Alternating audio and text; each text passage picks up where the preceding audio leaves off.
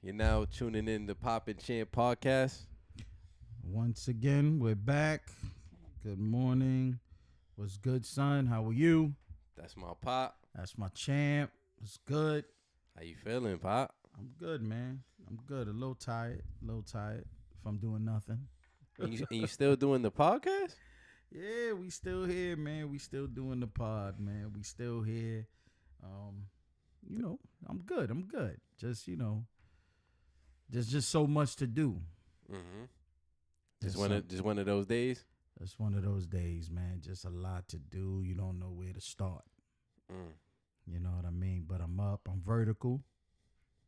So I'm good. What about you? I'm great, Pop. Same here. You know, there's so much to do. So little time. But what do you do on those days when you feel like there's so much? You know, it's so much to do. You just gotta. Every day you step into, you should have a plan that was laid out the day before. Right? So before I lay my head down, I try to come up with what I want to accomplish the next day. Right? Mm-hmm. This way I'm targeting something, and at least the day just doesn't, because days go by mad fast. Yeah. So just to make sure that I hit the things I wanted to do. Priorities first. Priorities first. Plus, it lets me know if I'm BSing, right? Mm-hmm. Because you can get quickly on the BS train. So, the night before, I try to just figure out what I want to do the next day. And then at the end of that day, I see what I accomplished. And then it lets me know more or less. Was I faking moves? Was I disciplined? Was you making it happen?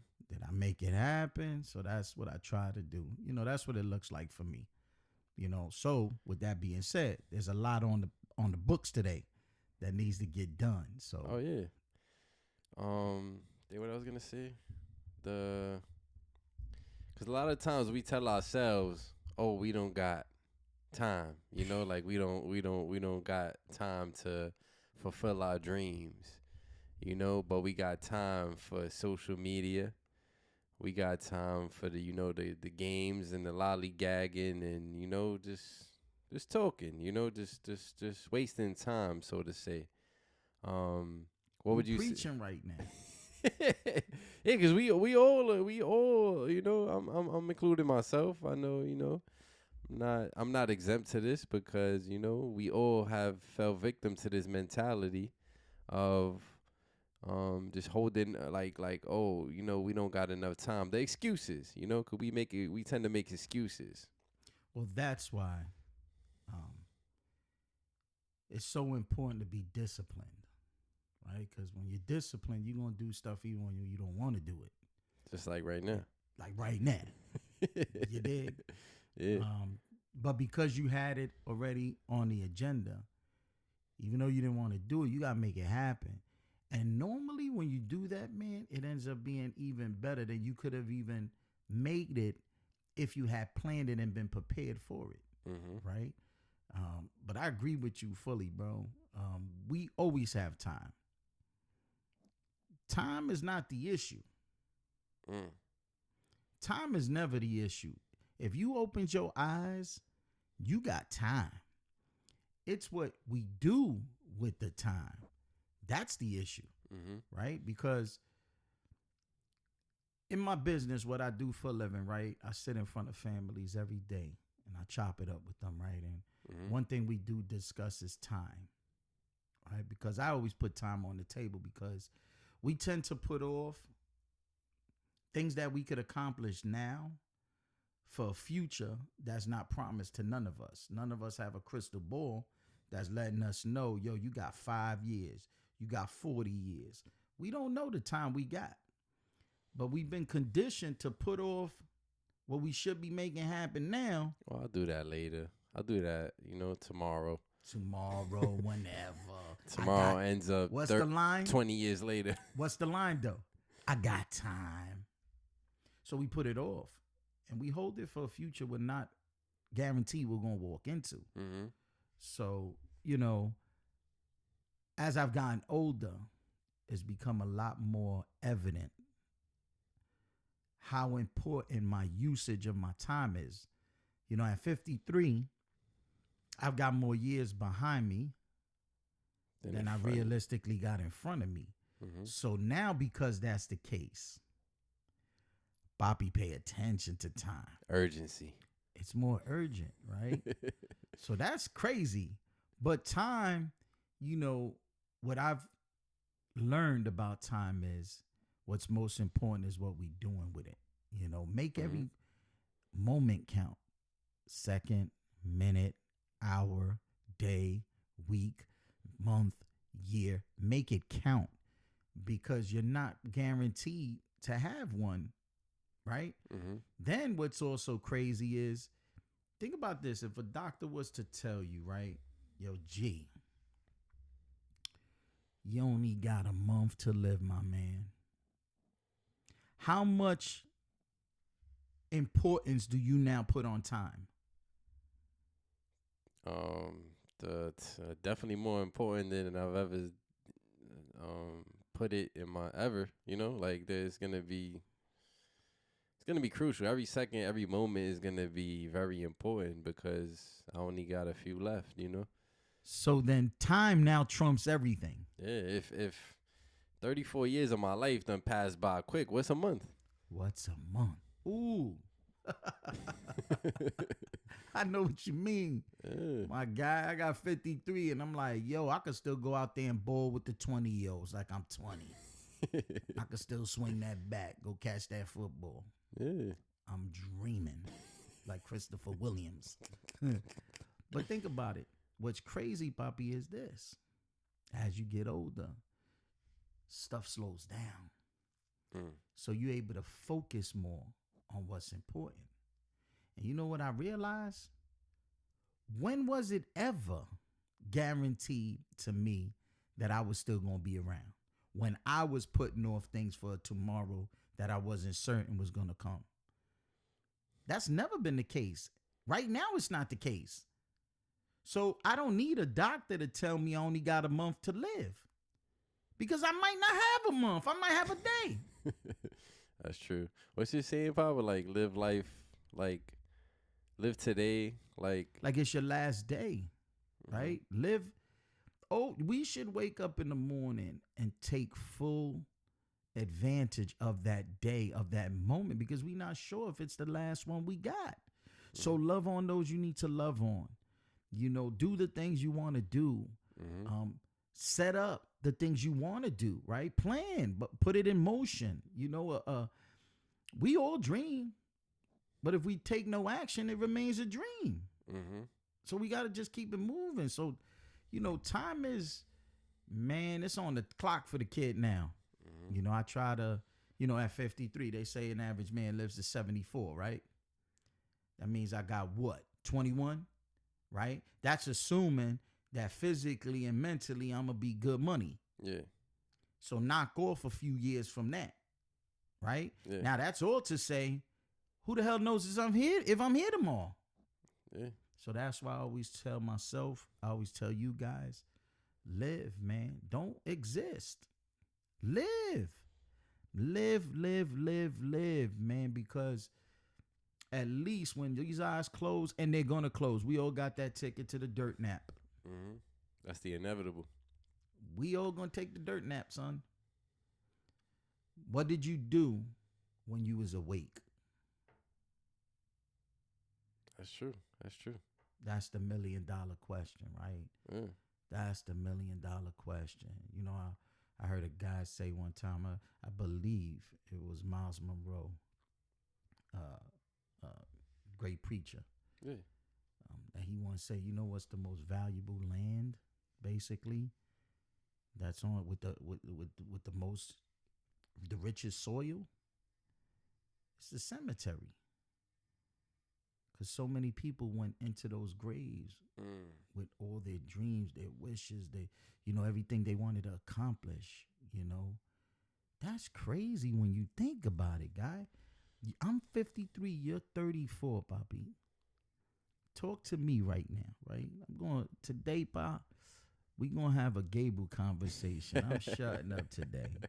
I'm going to interview you, my guy. Okay. All right, we're going to ask you a couple of questions. Uh-huh.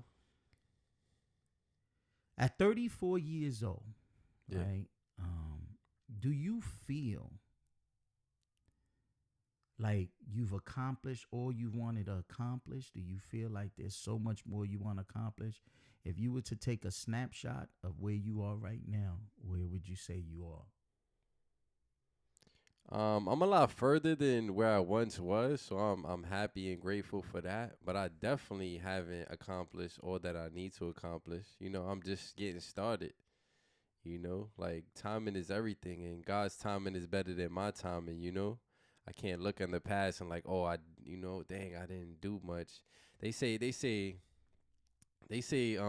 judge a person not by what they've accomplished, but what they had to overcome for their accomplishments. So if I compare myself to somebody else, I'll be unhappy. You know, comparison is the thief of joy. What? Rob you. Yeah. Take it from me. So yeah. Like I'm looking at like from that perspective, like I gotta rob this cemetery of, of taking my gifts, of me going to the death, going to, the afterlife and leaving all those gifts behind. All I had to offer to the world. I can't not fulfill my purpose. Like life, that's a big part of life is purpose, you know? Man, the crazy thing is, how does one uncover one's purpose? It's a journey. It's a right? journey. Like, how do you uncover what your purpose is? You know, at 53, my dude, I'm 53, pa. You know, one of the things that I ask God every single day, allow me to walk in the purpose in which you designed me for. Now that right there, boom. Yeah. That means I'm acknowledging first off that this didn't just happen. This isn't happenstance. There was a creator, right? This is just, again, guys, me. There was a creator, and I'm willing to believe what his word says, the Bible, right? And I say to myself, dude, if I'm not going by what that book says, how would I ever find my purpose? That's a good question. Like, what would be the reason Edwin Gabriel Baez was brought to this earth? Why were you brought here? Could you answer that, puppy? How do we answer that? Like, what was Edwin Raphael, right? I'm Edwin Raphael. Why was Edwin Raphael brought here? Right? What's my purpose? I don't know. I believe it's an ongoing process. Oh, okay. It's something you grow with? Yeah, it's something we're learning. We have many purposes. It isn't just one purpose. We have many purposes, and that purpose could switch one day, like one day you could be doing this, one day you could be doing that. It depends on how God wants to use you, and you got to acknowledge God and let his will be done. But what if, Papi, God's not on the table for you?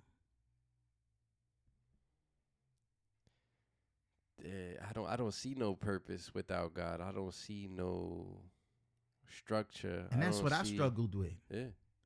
Exactly what you said. So then I'm free to live the way I want to live. And then what's the end goal? Right? The end goal is get money, get women, get cars. Right? What happens once you accomplish that? All those things will perish. All those things, if you ever it's cool, I think like Christmas and stuff like that is more like the anticipation. I want to use this as an analogy. Like it's like, oh snap, yo, I want the, oh man, I want this gift. It's more like a thought. Okay, I like the word you said, the anticipation. You said, yeah, it's the anticipation, anticipating what someone's gonna give you. Yeah, and then so you're saying that's the excitement.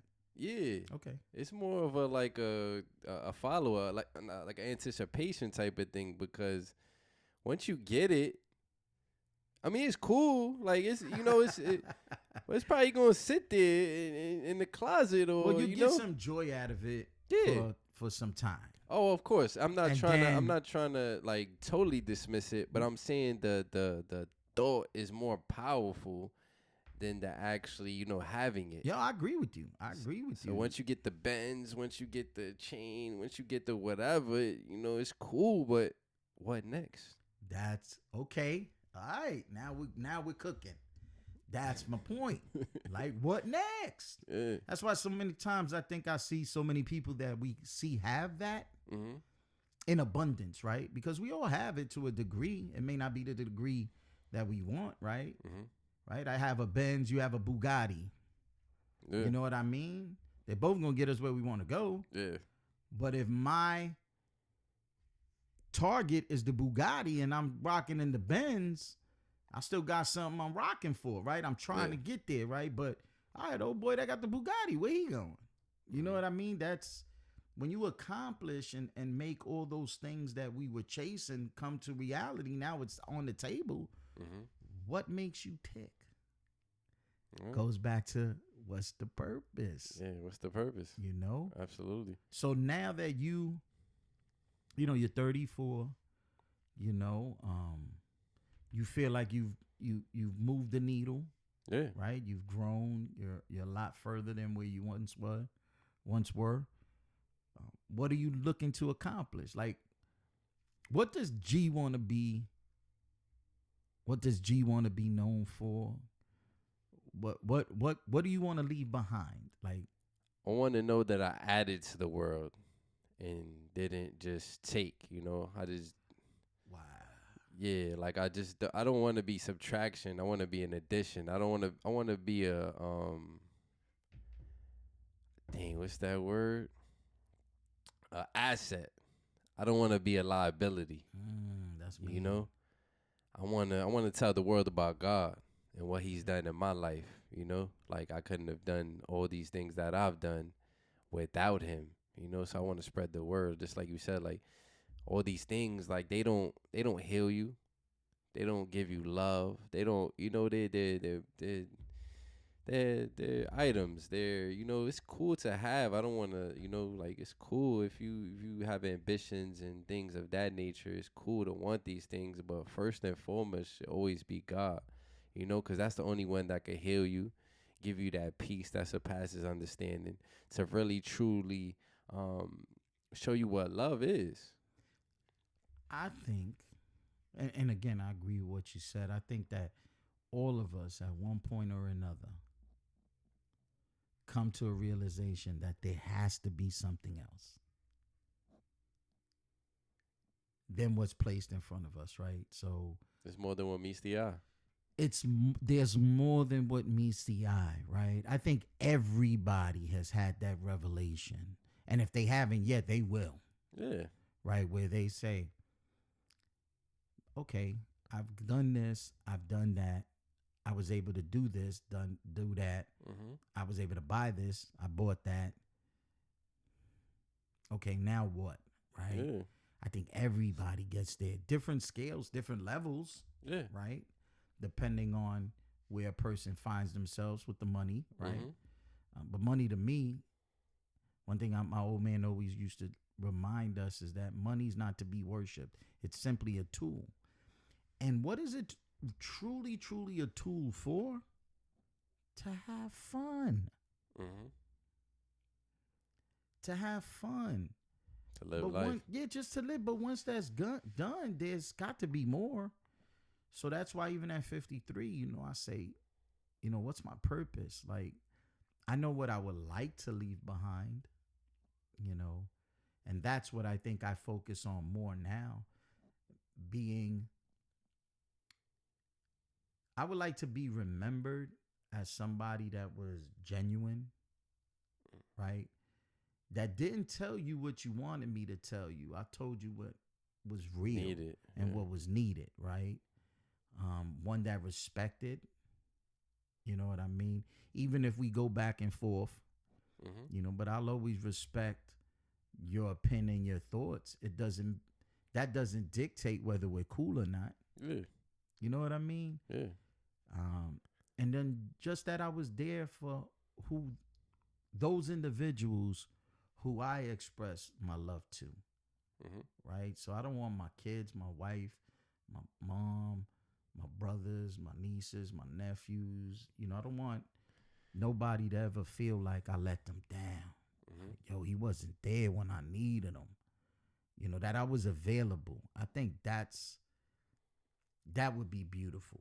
That I was always available to listen, you know, help out the best I could. Because the reality is there's an end date on my joint. We all got an end date, man. That sucks. And what you were saying was like pretty much like like unconditional love, like always being there, telling you what you need to hear, you know, like telling the truth. That's a hard pill to swallow, man. Jesus is the way, the truth, and the life. Like, look what you just said. Say that again. Jesus is the way, the truth, and the life. So if we here that can see one another can't even have that type of relationship, how do we expect to have it this way? That's why it's very important the way, you know, our actions and the way we walk, because we are a reflection. So we got to show that love, show that availability, show that understanding, show that compassion, show that love, right? So that at the end of the day, we model something that we're stating we believe in. And that's Christ. That's what Christ is. Yeah. But if we push all of that aside, you know. Because you mirroring him points towards him. Without you having to say nothing. And if you're doing anything contrary to that, you point the opposite way. Well, yeah, there's always a yin and a yang. You know, there's always there's a right turn, there's a left turn. Yeah. You know, and the beautiful thing is we all get to choose which we go in the fork in the road and we get to decide which direction we're going to turn in. Now that you feel this, you know, you're on your path. Hell, you're married, bro. Guys, I still trip on that one. I'm still coming to grips with that one. And he got two kids. Yeah. Talk to me about that, bro. That's crazy within itself, right? Would you ever, I would have never thought, I'm being real with you, that you'd be married and have kids. I was not I didn't see that in my videotape of G. So did you ever see that being in your? Oh, never in a million years, you know. But God, like, that's why you got to go with his will, you know. Like, you can be selfish and just want to, like, no, I would have thought I would have been, you know, just single and you know, having the open book and, you know, doing whatever I wanted, you know. How's whatever. Married life then? How is it being married? It's beautiful. It's, you know, it's a journey. It's a beautiful thing. It's beautiful to have someone by your side, you know, through it all.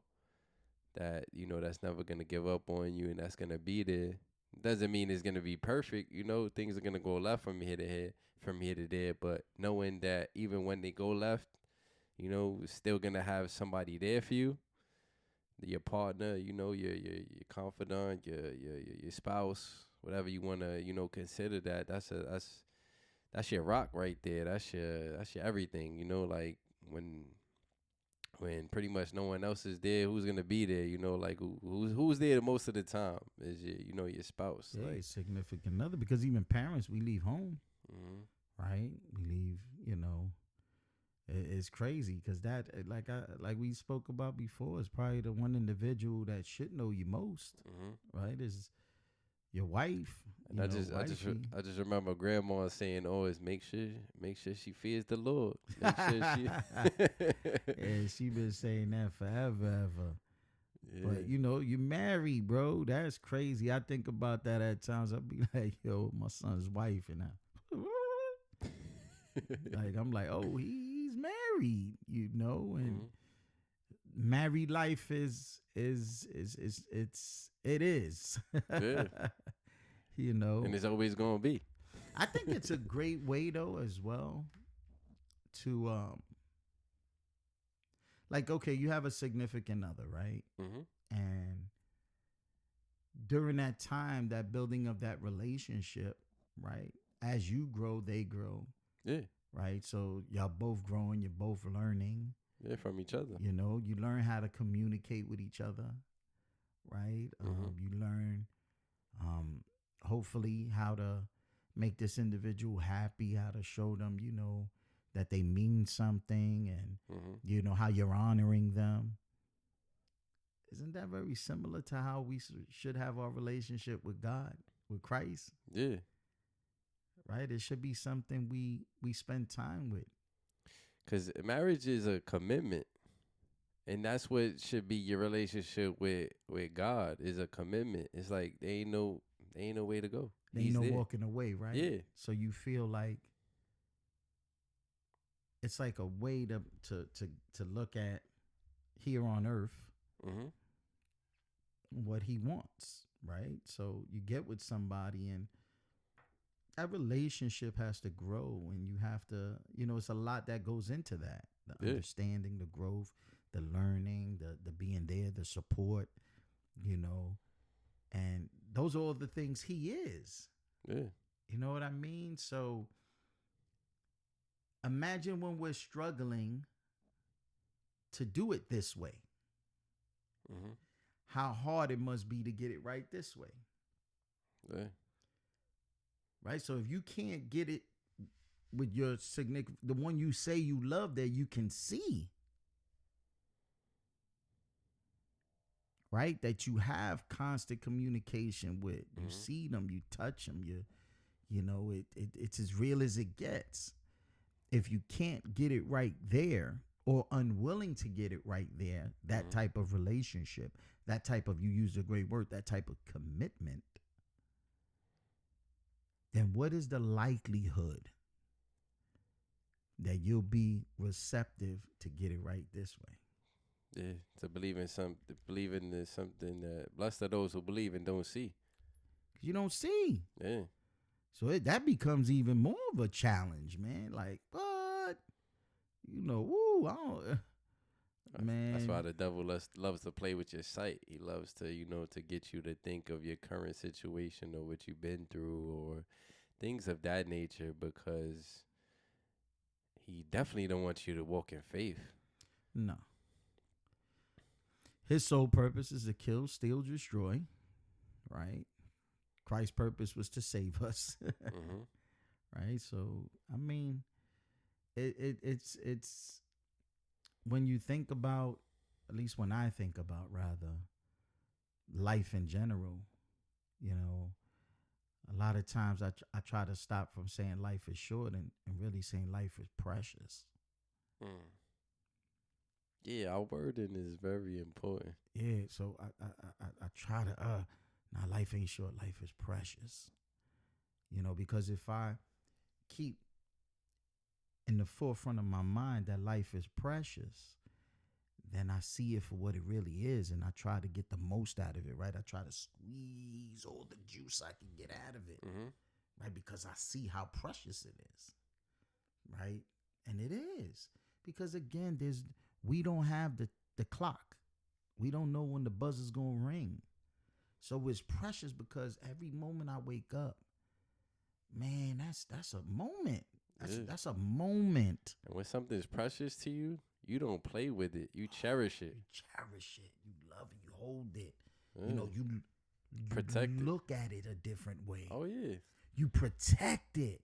Yeah. Look at all the things that are placed on the table once you have that type of mentality towards something. When you look at the glass half full rather than half empty. So if you see your wife as precious, in the same vein that you see the Lord as precious, you think you honor her more? Yeah. Absolutely. You think you do everything to protect her? Yeah. You think you do everything not to hurt her or cause her pain? Yeah. You know what I mean? So that relationship, man, that's a deep one, man. And then you have the other one. Boop. Let's go to the next one. Boop. Daddy G. Now this one right here, party people. Now this one is Daddy G. Yeah. Daddy G. That's it's beautiful and hilarious to me at the same time. How does it feel you being a dad, my guy? It definitely back to the purpose, you know, like it definitely gives you like purpose, knowing that another growing life depends on you and is looking at you for guidance. That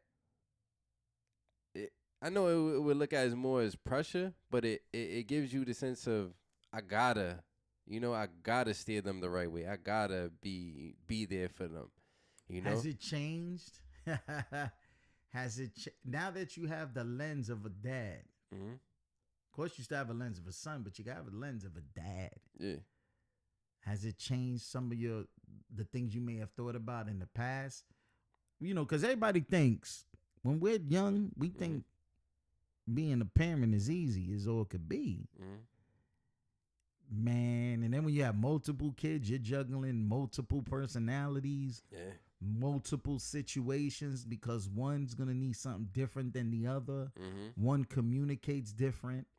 One's love language is different. Like how they receive love is different. So it's like, again, where do we go? How have you been juggling that, my guy? Yeah, doing my best, doing my best. I was kind of thrown in a situation like this, and let me not say thrown, but kind of you got with somebody who she already had kids, so it's like it's a little bit of a situation. Like got no time to prepare in a sense, Yeah, like hello. Because once you get pregnant, you got those 9 months, and then you got that time to get the mind right. Yeah, so to say. But God doesn't give you what you can't handle. Under His strength, of course He's there, and you can't do it without Him. But He's not gonna give you to more than what you can handle. He put you in that situation for a purpose. He put you in that situation for a reason. And only if we walk by sight will we not see that reason and not not see the purpose. We'll see just, oh dang, something that we going through, or look at the negative rather than the positive, And it goes back to like the devil, man. He don't want you to fulfill that purpose. He'll do anything to steal that from you. So he'll be like, like, oh, what you know about you never had kids, you never this, you never that, you can't do it. But when you got God by your side, who can tell you otherwise? What's the funniest moment you've had in being a pop? The funniest moment? Yeah, like what's been the funniest moment where you just was like, oh man, this is hilarious. I'm a dad and, this went down. Do you have any of those yet? Really gotta or think. even being a husband. Like, was there a time when you was like, oh, wow, I'm a hubby? Is there a time where you just was like, oh, man, hold on. I got to switch my mind. I'm a hubby. I'm a husband. You know what I mean? I'm not single. Yeah. Was there a time like that? Where it slapped you?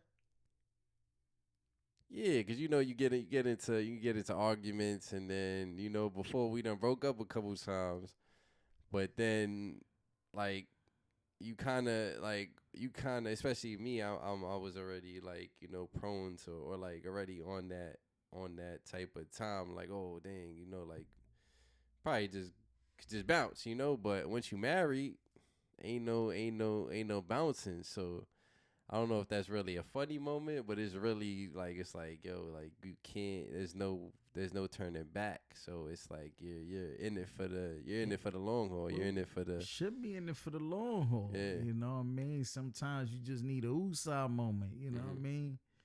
There been many a nights I get in the bed and I'm sure she want to knock me out. She want to pull out on me and empty out on me. Rah, rah, rah, rah, rah. You know what I mean? So you just stay quiet, roll over, and pray that you wake up the next morning. She don't unload on you. You know? But it's a learning thing. And you're right. Once you make that, you know, if you're real and you believe, right, that it's a commitment for life, you gotta you gotta learn how to get past those moments, right? Because there's no bouncing no more. You just can be like, I'm out. I'm out. I'm gone. There ain't none of that no more. You know, and then you got that dynamic. Then you got the kids. You can't just be like, yo, deuces. I'm leaving everybody. Right? Because like you said, everybody dependent, you know, you a figure now in their world. You know, so you can't just easily throw in the towel like we used to back in the days, right? We all been guilty and be like, what? Whatever. I'm out. Boom. You done. So this has definitely kept me more grounded, you know? It gave me a purpose and like there's something to hold on to. Rather than, you know, all those years throughout my upbringing and stuff like that, I didn't really feel like I had anything to hold on to. I didn't feel like I belonged, you know. Wow. When you have a family, it's like that's your family. You know, like you belong. You're there. They love you. Well, you the Capitan. Yeah. You the head honcho in there. Yeah, that's funny to say. But you king, that's your crib, right? That's you the king of that castle, pa. Yeah. You know, so it gives you a sense of value, right? You're like, wow, you know, this is me. You know, this is mine. Yeah. You know, that's good. That's what's up, man. And you know, how has wifey, right? I don't know. I know you sprung a lot of this stuff on me. Yeah. You know, there's a lot of stuff you revealed in the pod that I wasn't aware of. Yeah. Were those also things that she was not aware of, or was she aware of some of the things in your past? Like, how has she received the pod? You know, like you go home, you know, because this is time we spending together, right? Yeah. That you know, she's got to be with the little ones, and how has she received everything? Yeah, she definitely thinks it's a beautiful thing that we, you know, building together, and you know, like we getting through all the hurdles and the, you know, like she said in the comments, like she proud of us for still keeping it going, keeping it pushing, rather than giving up just because things is hard. Has she gotten to know you more through the pod, or she was yeah, already like privy to some of these things? Because again, you caught me off guard with a bunch. She knows the, you know, the some of it, not all of it. Like I said, I didn't really reveal stuff like that. Like, wow, I didn't even like that, me cutting myself like on my hand till I bled. Like, I haven't thought about that since it happened, since a little kid. And I was watching a video of, you know, solitary confinement. So there's some stuff I'm revealing to myself, or like bringing it back up. Wow. So then she, as well as me and the viewers, she's learning all this firsthand. Yeah. Man, that was crazy. We were talking about earlier how, guys, a lot of our conversation with my son, we're learning how to communicate with one another, and we're doing it in front of a camera. Yeah. You know what I mean? They growing with us. Yeah, like they're growing with us, and we're learning how to really engage each other. You know, and it's been great for me, man. Yeah. You know, and like I always tell you, you will always have me in your corner. You will always have me, you know, rooting for you to win. My goal is that my 3 sons, you, Noodles, Craig, Blue, Elijah, that before the good Lord Before you close says your this eyes. is over for me, that I see that you guys have superseded anything I was able to accomplish. And that's with who you are and who you become, your relationship with your family, you know. But it's great just to see where you are, this space that you're in, you know, and I believe the more we do this, the more it helps us, the more it helps others to realize it's never too late to learn how to, communicate with each other.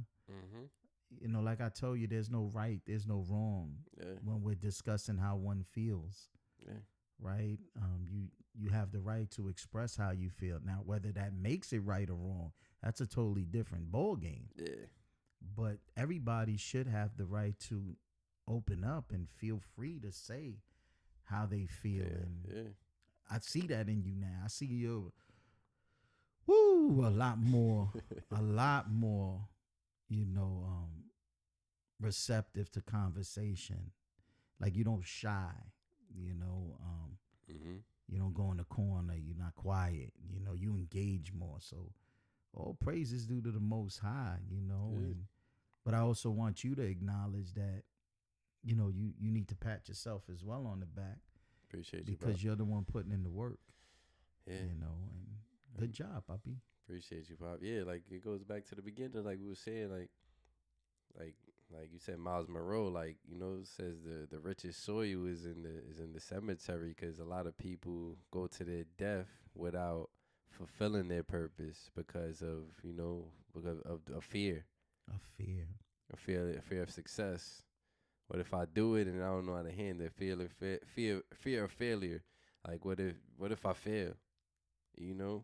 But we're gonna fail our way to success. That's what people don't, realize. They're never gonna be fully prepared, or they're never gonna be in a perfect situation to where I'm like, oh, now I can start. No, you have to start and do it bad until you end up doing it good. Nobody starts off perfect. If you're looking at the end product, and they're already at where they're already at their pinnacle or whatever, you have no idea what it took for them to get to that point. You're not going to see. So we see the polished product. We don't see everything that they had to endure. He said, no, he said it's hard. He said, like Les Brown said, he said, when the rejections and the disappointments come, and they're gonna come by the truckload, your reasons will be your rod and staff to comfort you. Like it goes back to the purpose. Like, why are you doing this for? Nietzsche says, if you know your why, you can endure almost anyhow. You can endure anything because you know why you're doing it. You have that purpose. You have the why behind it. So we should always be targeting something. Yeah. Right? There should always be something in front of us. And the one thing I've learned, you don't fail as long as you continue to try. Yeah. The only time you failed is when you gave in. Like, that's like the video I said, when we were a baby, we fell and fell and fell many times and many times again. And no matter how frustrated we were, no matter how, mad we get, we're going to continue and figure it out in order to walk. And it's like we've forgotten that, as we go on. And I said, what are you afraid of? I said, fear? Failure? Like you failing? I said, what if I told you you only fail when you give up? Like that's the only way you're going to fail. That's it. That's the only time. The only time someone will truly fail is when they quit. As long as you in the game on. You still got a chance. Yeah.